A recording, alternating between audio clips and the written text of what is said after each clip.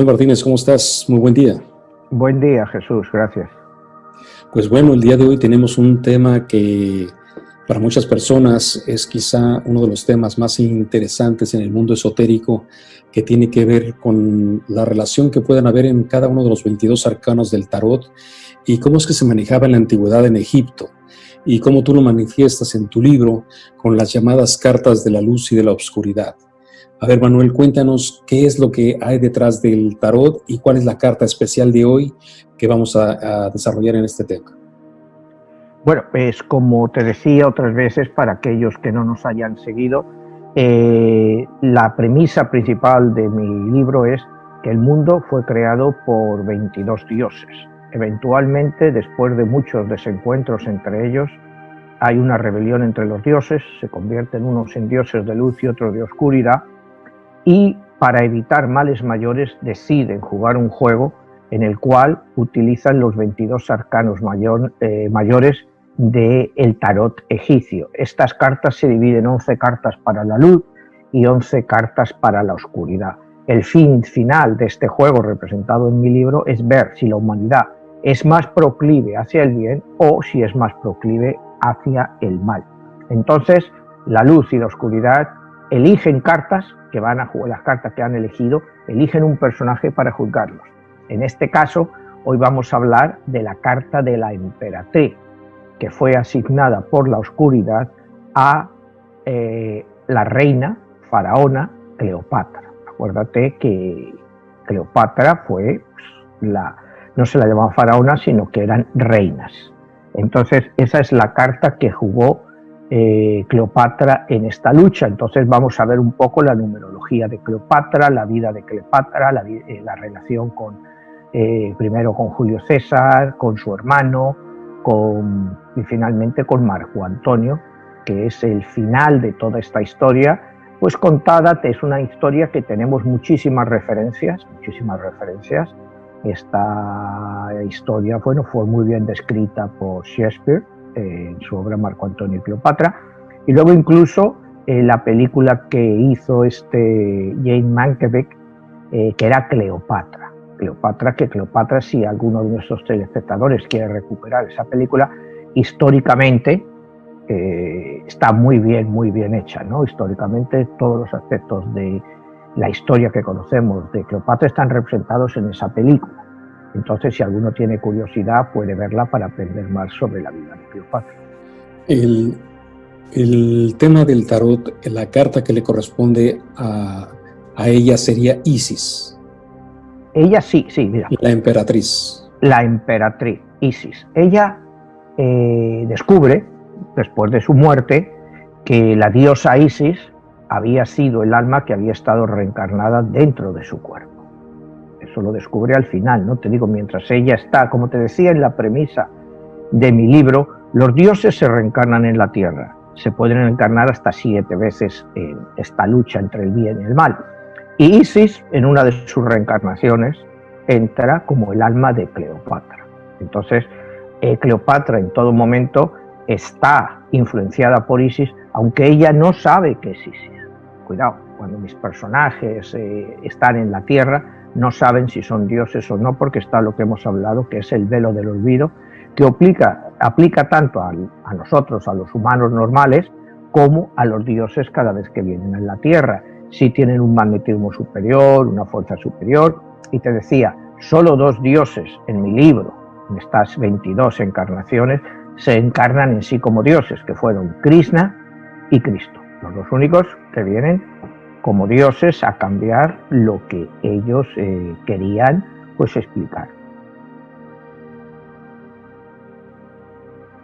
Manuel, ahí en el caso de tu libro vas desarrollando una serie de personajes en relación de las cartas.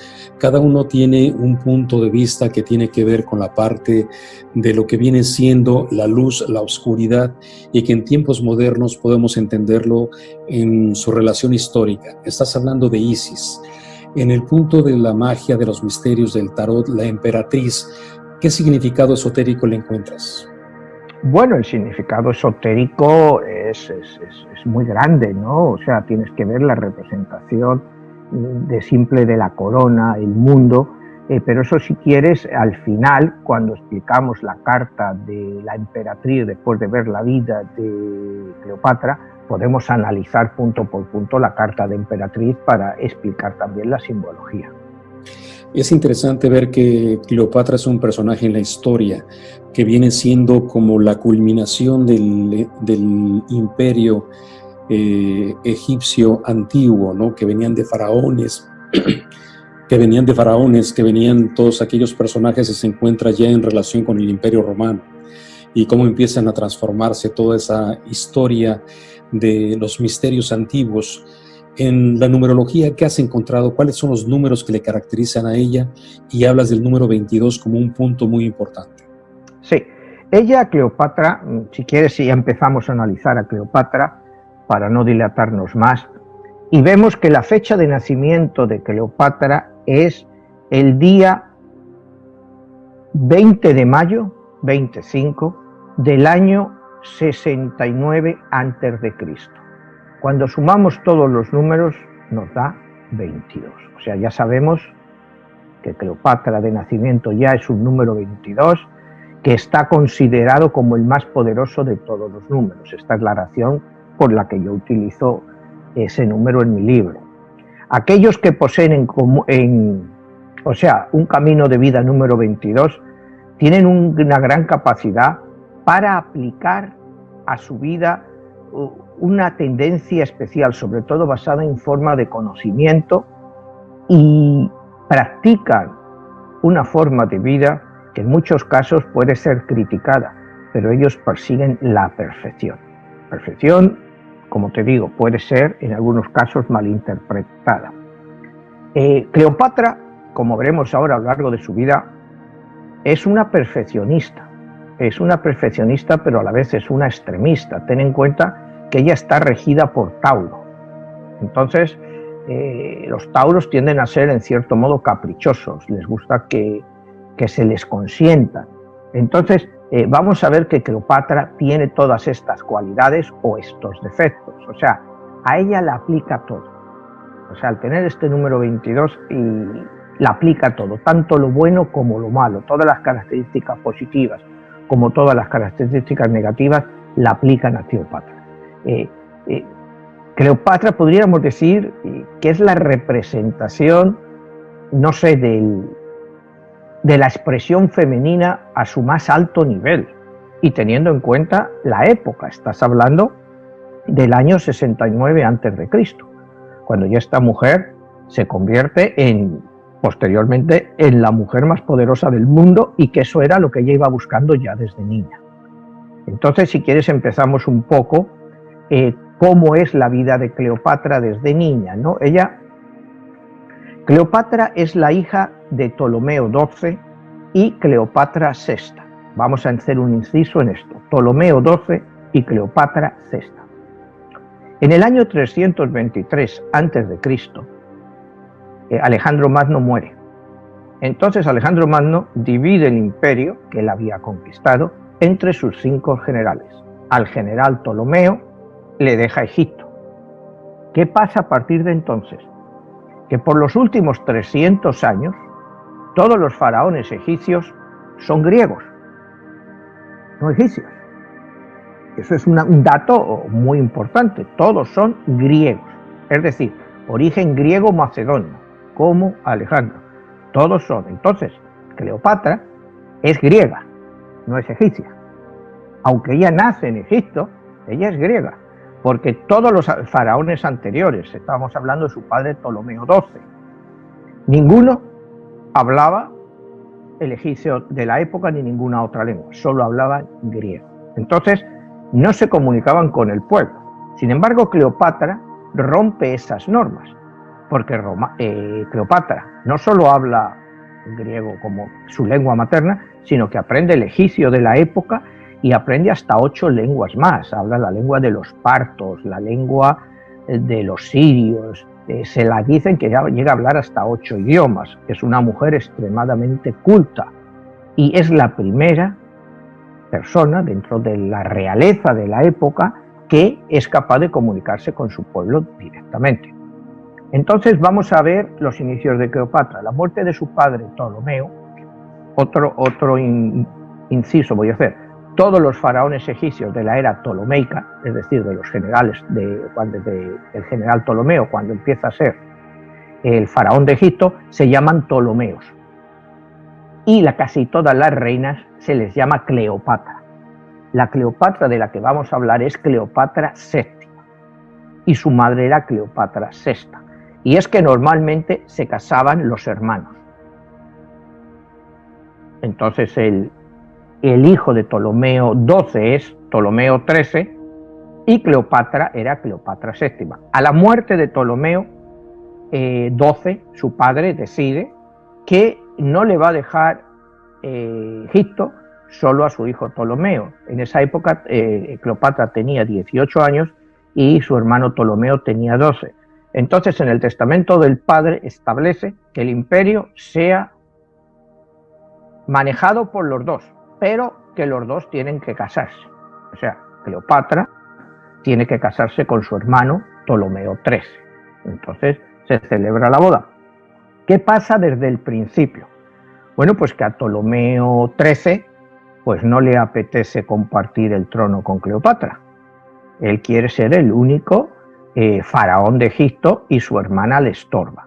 Según va creciendo, la animadversión crece entre ellos, crece continuamente entre ellos y Cleopatra tiene que huir. Entonces, ¿qué pasa? Vamos a irnos a otra parte del mundo, no muy lejano, a Roma. En Roma se acaba de formar el primer triunvirato.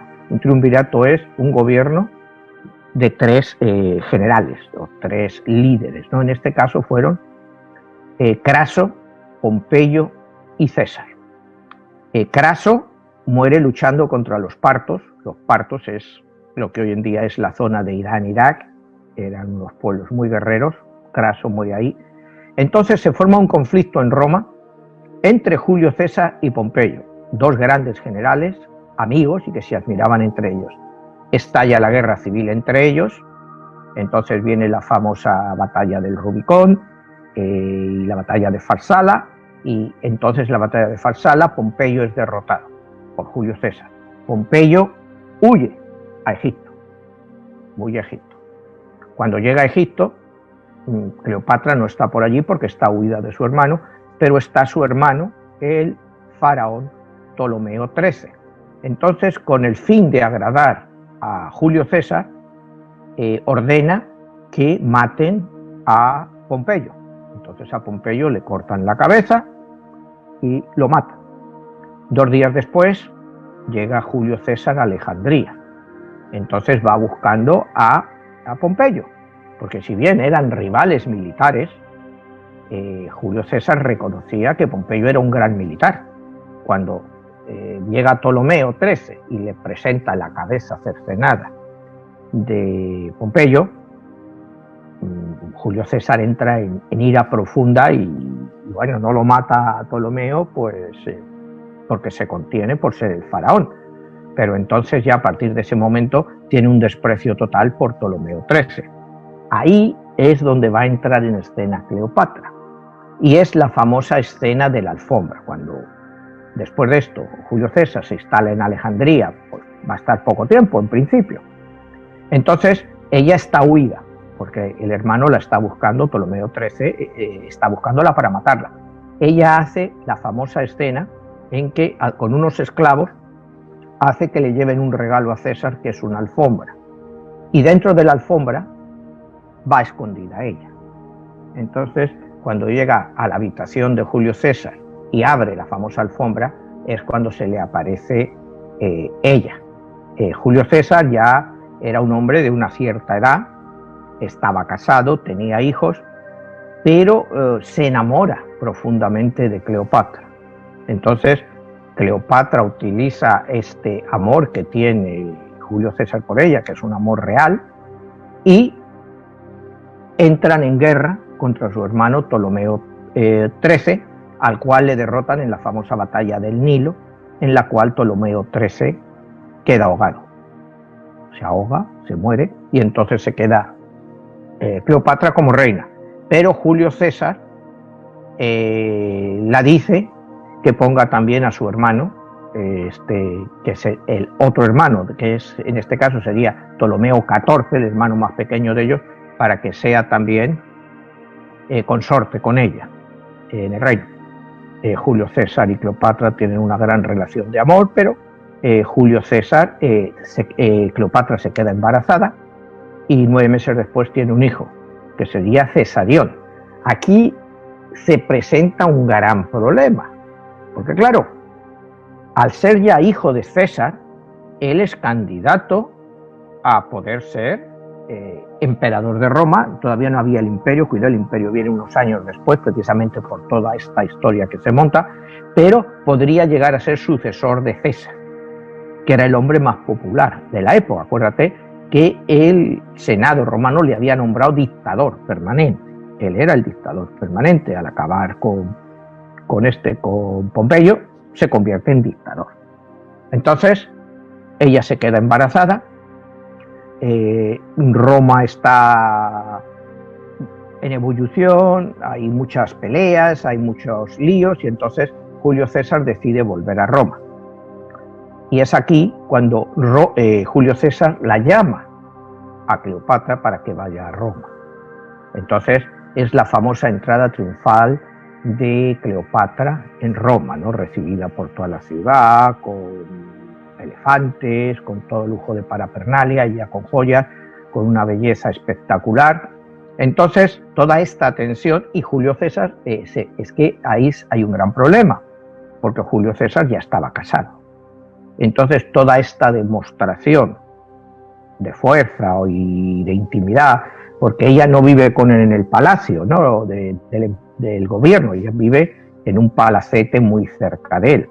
Y entonces, pues lógicamente, en toda Roma la comidilla es que Cleopatra y Julio César tienen una relación. En fin, las cosas siguen calentándose en Roma, y es cuando en el año exactamente 44, por decir exactamente, es cuando en el año 44 se produce una rebelión contra César. Una rebelión contra César es una conspiración, ¿no? Antes de esta conspiración, Marco Antonio, que era el lugarteniente de César, estaba visitando continuamente a Cleopatra en su palacete, y ella se da cuenta de que Marco Antonio se está enamorando de ella, con lo cual esto supone un problema, porque ella está con César. Si ahora Marco Antonio se está enamorando también de ella, ¿cómo puede ella reaccionar ante todo esto? Es un conflicto, y un conflicto muy serio. Entonces, bueno, ella sigue así, y ella alaba en un momento a Marco Antonio y luego se arrepiente de ello, diciendo: alabar a Marco Antonio quiere decir que pongo en demérito a Julio César, y se arrepiente de haber alabado a Marco Antonio. Pero bueno, sigue la conspiración, y la conspiración, como te decía, hay una conspiración en lo famoso, acuérdate la famosa frase: ten cuidado, César, que le dice una bruja o una pitonisa, de los famosos idus de marzo, los idus de marzo. Y es exactamente el día 13 de marzo del año 44 a.C. cuando Julio César es asesinado por su propio hijo, Marco Brutus, y Cayo Ligurio. Automáticamente, bueno, otra vez Roma tiene miedo de empezar una nueva guerra civil. Automáticamente, después del asesinato de César, se forman dos bandos, unos pro César y otros anti César, y entonces Cleopatra decide volverse a Egipto, porque si les va mal a los partidarios de César, automáticamente hubieran acabado de él. La situación más o menos se tranquiliza, y entonces se forma otro triunvirato, que es el segundo triunvirato en la historia de Roma. Habíamos dicho que el primero había sido formado por César, Pompeyo y Craso, y este segundo va a estar formado por Lépido, Octavio y Marco Antonio. ¿Qué pasa en este triunvirato? Lépido es un hombre muy ambicioso y quiere aumentar su dinero, sus conquistas. Acuérdate que cuando ellos, los romanos, iban de conquistas, pues todo lo que se traían, una parte era para el tesoro romano y otra parte era fortuna personal para ellos. Y Lépido se va a luchar otra vez y hoy también muere en combate. Entonces se queda Marco Antonio y Octavio. Octavio, al que conoceremos más adelante en la historia como Octavio Augusto, porque fue el primer emperador romano. Todavía estamos hablando de que estamos en la parte de la República Romana. Cuidado, todavía no ha empezado el imperio. Estamos todavía en la República, quedan como 15 años para el imperio. Entonces Octavio era una persona pues muy inteligente, no había duda de que era una persona inteligente, y Marco Antonio pues también era inteligente, pero tenía un pequeño problema, que se había enamorado totalmente de Cleopatra. Estaba como loco de amor por Cleopatra, ¿no? Entonces, ¿qué pasa? Bueno, pues que muere Lépido y entonces Marco Antonio y Octavio deciden dividirse el imperio, ¿no? Tú te quedas con esta parte, yo me quedo con otra y Marco Antonio, por supuesto, se queda con Egipto, Siria y todas las zonas de influencia donde pudiera ver a Cleopatra. Entonces, él se marcha a Egipto y ahí es cuando es en la ciudad de Tarso, hoy en día es parte de Turquía, y en Éfeso, donde Cleopatra le recibe su mensaje y le recibe, y es, bueno, pues es, para Marco Antonio se le cae el alma al suelo cuando ve ese esplendor, o sea, le recibe con una cena pues todo de oro, o brillantes, ella iba espectacular. Entonces Marco Antonio pues no puede resistir más, y se enamora, ya estaba totalmente enamorado y tiene una relación con Cleopatra. No solo tiene una relación, sino que tiene 2 hijos con Cleopatra. En todo esto, después de un año, él se casa con Cleopatra, la construye un trono de oro, otro para él, y 2 tronos de plata para sus hijitos. Entonces, poco después, Marco Antonio tiene que regresar a Roma, y entonces se tiene que casar con la hermana de Octavio. Y entonces Marco Antonio se casa también con la hermana de Octavio, estando ya casado con Cleopatra. Entonces se convierte en un problema de Estado, un problema muy serio, porque la hermana de Octavio sigue enamorada de Marco Antonio, a pesar de todo el rollo que él tenía con Cleopatra. A todo esto, Marco Antonio dice que ya está harto de todo, de las conspiraciones, de las intrigas de Roma, y que él se vuelve a Egipto. Manuel, aquí estamos hablando de algo histórico, fascinante, y ver todo ese contexto, cómo es que, primero eso que mencionas es fascinante, cómo es que se podían casar entre hermanos para llegar a ese tipo de mantener el poder de un imperio y la creación de un imperio, y lo que actualmente hoy nos podemos poner a ver cómo se forjó ese imperio que es el imperio egipcio, la creación del imperio romano, cómo todo eso va confabulando para que se dé lo que actualmente conocemos en la historia como todos aquellos imperios, tal cual es la palabra, que regían el mundo.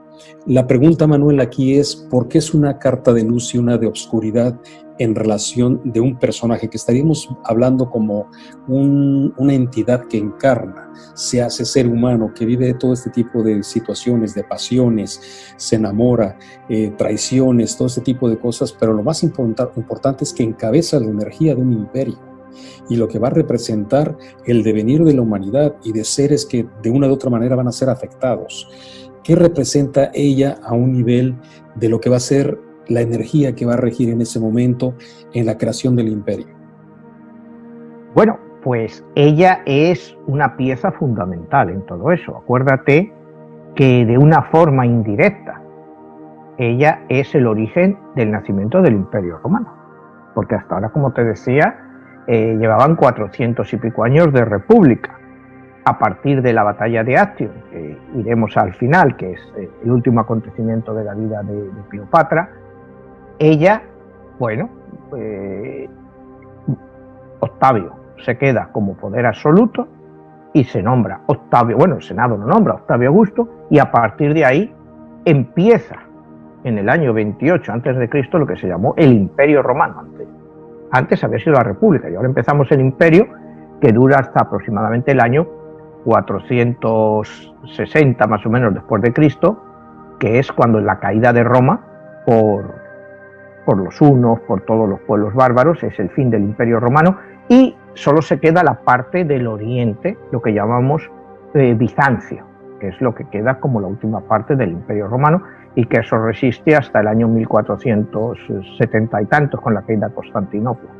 Que sería lo que actualmente es en la parte de Turquía, en donde estaría exactamente Constantinopla, y que sería donde se divide el imperio en dos partes. Exactamente, porque cae la parte, lo que era la Europa romana, o sea, todo lo que era, pues todo el mundo parto, todo el mundo de Asia, todo eso lo pierden los romanos, ¿no? Con la caída del imperio, y el imperio entonces se convierte en dos, o sea, uno se pierde la mitad y se queda lo que se llamó el Imperio de Oriente, que era lo que se conoció más adelante como Bizancio, que era cristiano porque estábamos viendo que era, pues, como hemos hablado en otros programas, desde que la batalla de Puente Milvio, cuando Magencio, cuando Constantino derrota a Magencio en la batalla de Puente Milvio y decide que el cristianismo va a ser, en el año como 325,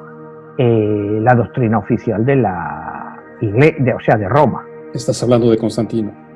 De Constantino ya 300 y pico años después, en el 325, pero aquí no estamos ni cerca de eso porque todavía el cristianismo ni ha nacido. Estamos ahora mismo a unos 35 años aproximadamente del nacimiento de Cristo, y el Imperio Romano empieza como 28 años antes de Cristo, digo, es el fin de la República y el inicio del Imperio.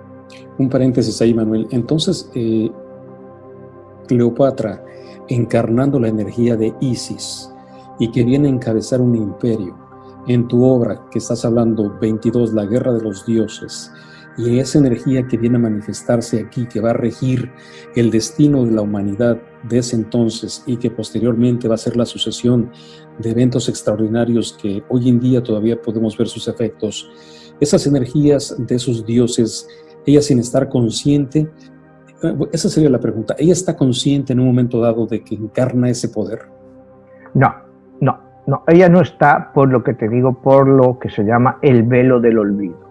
O sea, hay personas que sí están conectadas, tú has oído, con vidas pasadas, y personas que tienen sensaciones, pero normalmente no se tiene sensación de haber vivido antes. En el caso de Cleopatra sí, porque te digo, ella es la encarnación de una diosa en este tipo, entonces sí la quedan muchas más reminiscencias que a un alma quizá como las nuestras, ¿no? A ella sí la quedan reminiscencias de todo lo que ha aprendido y de su conciencia como Dios. Ella misma se representa a sí misma como Isis. Oye, ella siempre se representa como Isis.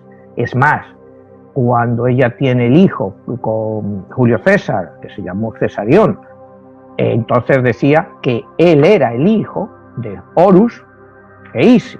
O sea, ella representaba como si Julio César hubiera sido el dios Horus, que en este caso no lo fue. O sea, pero ella tenía la sensación esa por la propia mitología y las creencias egipcias de la época. O sea, te digo que no lo sé, pues porque no, en mi novela yo no le he encarnado a Julio César como Horus, ¿no? O sea, Horus ha tenido otras reencarnaciones, pero son más adelante en el libro, ¿no? Porque tampoco en el libro voy a las reencarnaciones de todos los dioses, ¿no? Solo algunas específicamente, y sobre todo más dados a los de la oscuridad, por lo que han representado sobre todo lo que fue el siglo XX, ¿no? Que fue un siglo, pues, de una brutalidad tremenda que cambió el mundo. Pero volviendo a lo que tú dices, ella sentía algo especial, pero ella no estaba segura de lo que era. O sea, ella sí sabía que tenía una misión, ella, pues, tenía todos los dotes que se le pueden dar a un ser humano, una belleza extraordinaria, una gran inteligencia y bueno, su energía era increíble porque arrasaba a todo el mundo que se acercaba a ella, inmediatamente se sentía atraído hacia ella. Entonces, si quieres, podemos volver un poco a cómo empieza esta relación, ¿no? Entonces, Octavio, en el año 33 antes de Cristo, vuelve otra vez a Egipto para ya estar definitivamente con Cleopatra. De esta forma, está desafiando a Octavio. Entonces, Octavio, al abandonar a la hermana de Octavio e irse a vivir con Cleopatra, Octavio lo toma como una declaración de guerra. Entonces, con esta declaración de guerra, Octavio, bueno, pues empieza a preparar una flota espectacular que iba a invadir Egipto, pero Marco Antonio y Cleopatra también preparan otra gran armada, que es incluso superior, sobre todo terrestremente. Había 120.000 soldados terrestres, tenía el lado de Marco Antonio y Cleopatra contra 80.000 que tenía el lado de Octavio. En cuestión de naves, eran 650 naves en favor de Cleopatra y Marco Antonio, como alrededor de 400 de Octavio. Pero había un gran problema. Las naves que había creado la coalición entre Cleopatra y Marco Antonio eran naves muy grandes, que parecía, como lo describen algunos historiadores, como que iban de fiesta, como que iban a una fiesta, ¿no? Ampulosas, y eran muy difíciles de maniobrar. Por el contrario, las naves que tenía Octavio eran mucho más pequeñas, mejor manejadas y tenían una mayor movilidad. A Marco Antonio, sus estrategas y Cleopatra le recomiendan que no vaya a una batalla en el mar, sino que la hagan en tierra y que sea en la tierra de ellos, es decir, que los soldados de Octavio tengan que invadir Egipto. Y sin embargo, Marco Antonio pues no hace caso y decide que la batalla va a ser en el mar, con lo cual favorecen totalmente a Octavio. O sea, es una decisión que, bueno, claro, los historiadores, los estrategas militares la critican ahora mucho, ¿no? Diciendo que fue una decisión errónea. Pero poniéndonos a esto, llegamos al momento del enfrentamiento. Cleopatra va también a la batalla con él. Entonces, ahí llega el primer gran problema, que Octavio le corta las bases de suministro terrestre. Entonces, ya empieza a debilitar mucho a la escuadra marítima de Marco Antonio y Cleopatra. Al principio, bueno, pues el tiempo está muy inestable y por 3-4 días no pueden entrar en combate. Entonces Marco Antonio inicia su estrategia,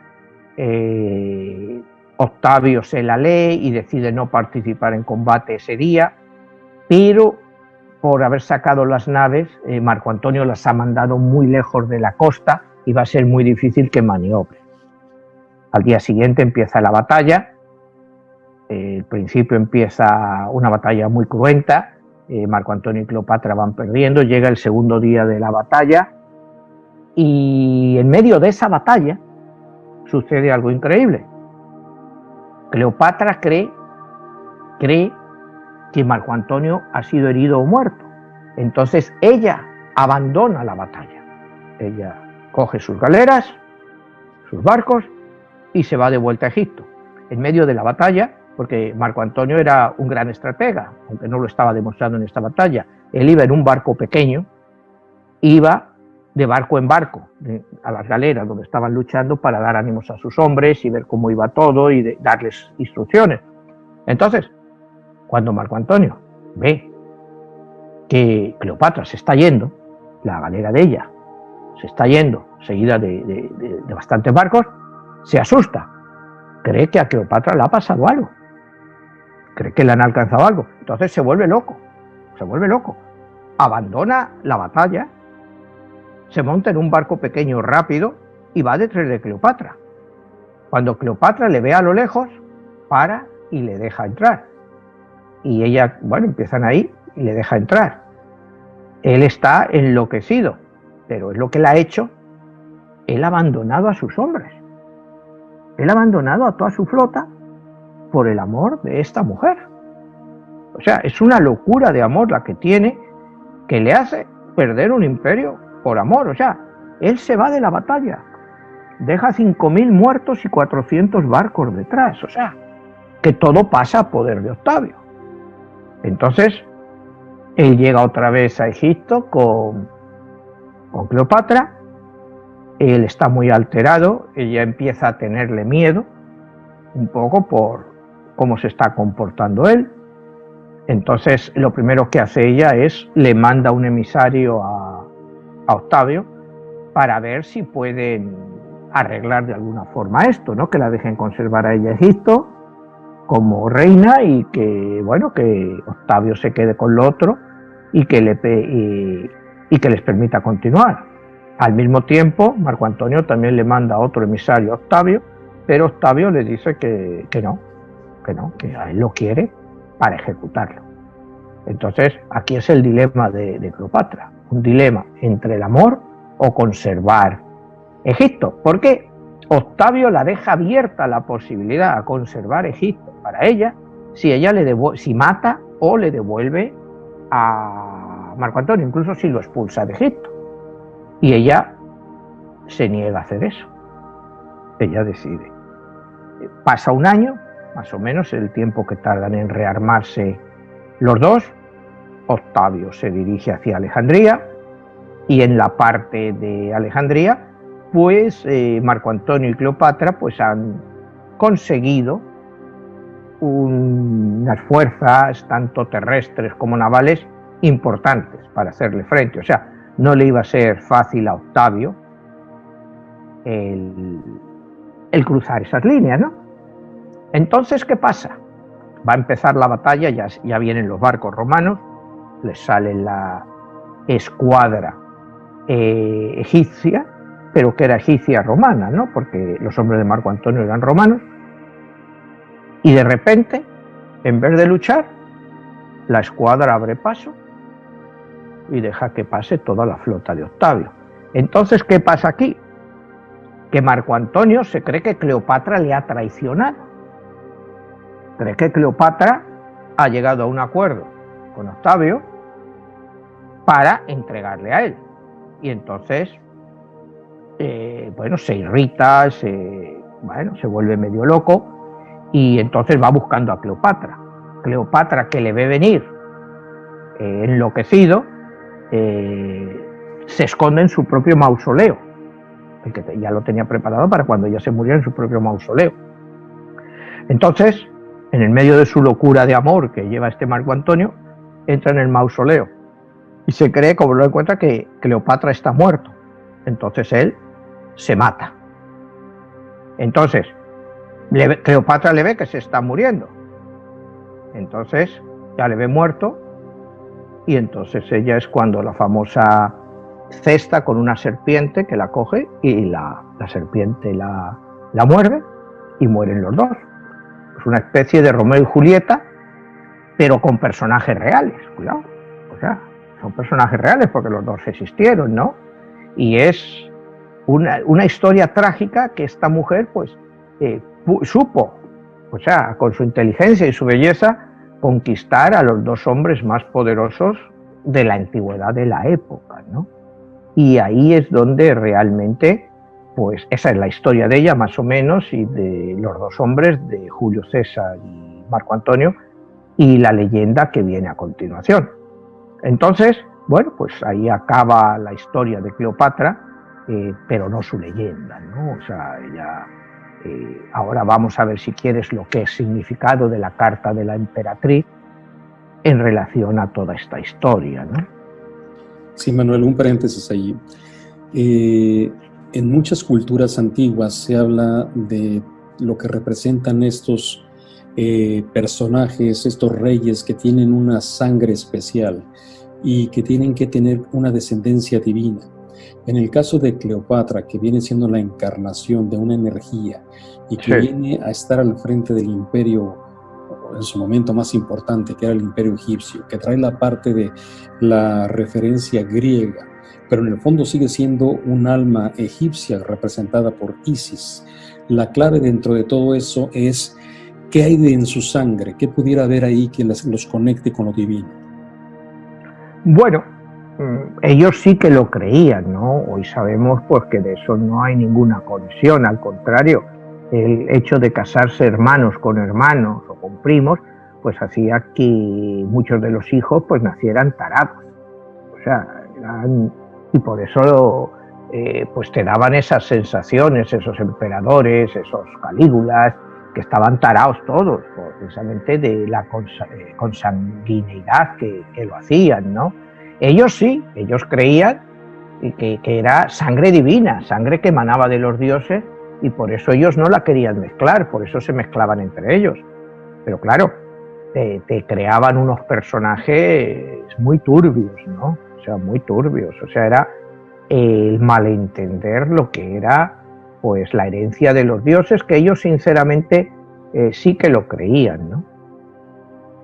Sí, bueno, ahí es donde entran todas estas teorías extrañas de la conspiración, donde se habla, por ejemplo, en el mundo maya, ves el caso de Pacal, un personaje que también, bueno, en las tumbas que se han encontrado, los restos que se han encontrado, óseos, se han visto sus deformidades y todo ese tipo de cosas, porque también como que hay un paralelismo entre el mundo egipcio, el mundo maya, el mundo de allá de Sudamérica, peruano, de los incas, de las culturas antiguos a los incas, donde se han encontrado estos personajes que tal cual como en Egipto se casaban entre ellos, y como que de repente se empezó a degenerar la raza, y como que de repente esa conexión con los dioses que se daba en su momento era, bueno, se piensa que se llegó a tener hasta una hibridación, y esa es la clave de todo esto.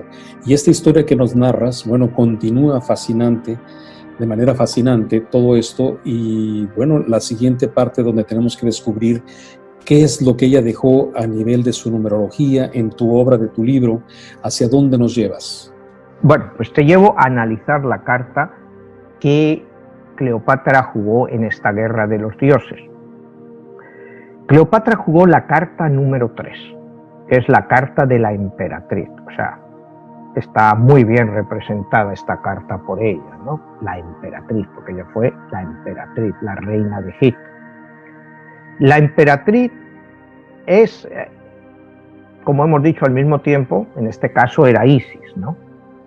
Sin duda Cleopatra tiene un don especial, ¿no? O sea, es un personaje que a través de la historia, pues, no sé, todos nos hemos sentido fascinados desde niños, ¿no?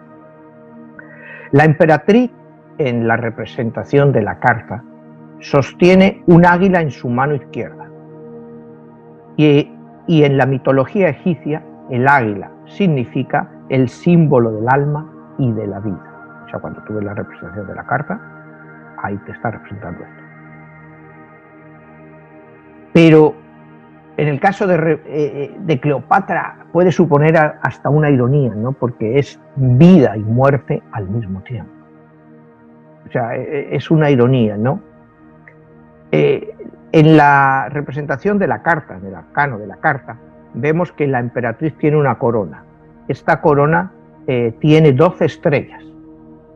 Si se fijan los espectadores, tiene 12 estrellas que representan el comienzo de la vida terrenal y espiritual. Hay quien que dice que es como Adán y Eva, como la fuerza universal fortalecedora. Esta carta representa a Cleopatra sentada con ornamentos y aspecto real, como corresponde a una hija del cielo y la tierra. Es el símbolo de Venus, que se encuentra el cetro que ella sostiene, el cual remata con un globo del mundo. Como alguien la ha definido, la emperatriz es el símbolo del estado original del subconsciente, quien al mismo tiempo produce actividades en el mismo subconsciente. Fíjate qué definición la han dado. La corona significa veneración y autoridad como un matrimonio entre el cielo y la tierra. Y vamos a lo que tú me estabas comentando de la sangre, como un matrimonio entre el cielo y la tierra, que eso ha sido históricamente. Pero también, en el caso de Cleopatra, significa un signo de amor, porque ella realmente rompió los corazones de Julio César y Marco Antonio. O sea, ella también los amó. O sea, a mí no me queda duda, ¿no? O sea, ella también sentía un gran amor por ellos. Quizá te puedo leer una reflexión sobre Cleopatra que hace ella misma, ¿no? Quiere decir, es esta. Dice, la reflexión de Cleopatra que yo hago de Cleopatra. El amor es una palabra que puede aplicarse a muchas cosas diferentes. Puede ser amor al poder, puede ser amor hacia una persona que representa ese poder. Cualquier clase de amor es válida si representa un amor verdadero. Un niño ama a sus padres y ellos lo aman a él. Si el niño se aprovecha del amor de sus padres hacia él, significa que el amor del niño por sus padres es menor. Cambiamos al crecer y tratamos de hacer realidad nuestros sueños en un mundo en el cual impera el cinismo, donde el cinismo es el rey y termina gobernando nuestras vidas. Hablamos de un amor sin barreras, un tipo de amor ilimitado, un amor incondicional que no pide nada a cambio, pero olvidamos el verdadero significado de la palabra amor. Según Cleopatra, no importa por qué amamos, lo importante es ser capaces de amar. Antes de comenzar este viaje, dice Cleopatra, el amor que nos profesa aquello que nos rodea es algo que puede ser comparativo a una cosa. Pero yo me pregunto, ¿por qué debemos amar a Dios? ¿Es que no tenemos algún tipo de contrato con Él durante nuestras vidas? ¿No sería preferible que cuando estamos en la tierra, en lugar de concentrarnos en amar a un Dios, pensáramos más en amar a la gente cercana a nosotros? ¿Qué sucede con nuestros padres o nuestros hijos? Existe una clase de amor que se define como egoísta, pero que no deja de ser amor. Y otra reflexión más que dice ella, si Cleopatra admiraba a Julio César y lo amaba verdaderamente, mi honor no fue cedido, sino que fue conquistado, decía. También es cierto que a cambio de ese amor, Julio César le dio un imperio, pero ¿acaso eso no es amor? O sea, todas estas reflexiones yo creo que son muy interesantes, ¿no? Que se hacen en el libro al analizar la personalidad de Cleopatra y en los momentos de su vida. O sea, porque vamos al concepto del amor. O sea, en este libro, en este capítulo, el amor lo abarca todo. Y es egoísta. Era Cleopatra egoísta por amar a Julio César. Y Julio César la correspondía con un imperio. Bueno, pues no sé, no parece un mal pago a ese amor, ¿no? Que te regalen un imperio. Entonces, ahí te demuestra que era muy inteligente, o sea, que realmente era muy inteligente. O sea, yo le quiero a Julio César, le quiero de verdad. Si me regala un imperio, ¿lo voy a rechazar? Ya, no tiene mucho sentido, ¿no?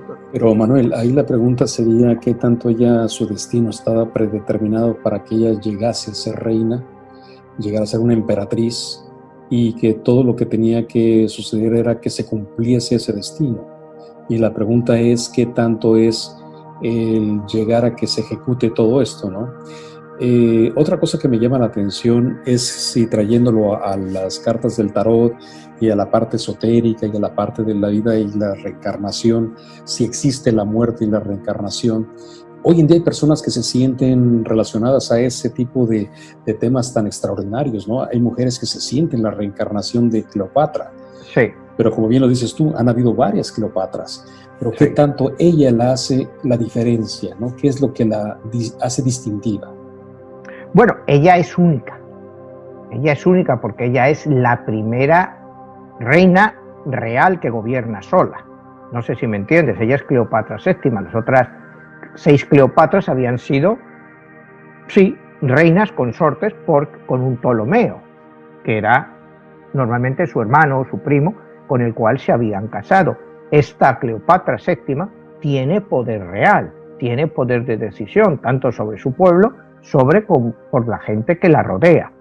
La Cleopatra esta que tú me decías que hay, cuando tú hablas de reencarnación, sí, yo he conocido a bastantes mujeres que me han dicho que tienen sensaciones de haber sido Cleopatra en otra vida. Y para eso yo no digo que no sea cierto, cuidado, porque acuérdate de la premisa de mi libro anterior, y también de este, lo vuelvo a repetir.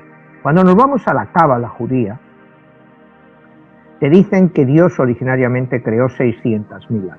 Y estas almas, bueno, poco a poco pues se han ido multiplicando. Según mi libro, estas almas se han multiplicado por lo menos 10.000 veces y pueden llegar hasta 15.000, con lo cual nos daría una población máxima de entre 6.000 y 9.000 millones de personas en la Tierra, estando todo el mundo alrededor con todas las almas originales.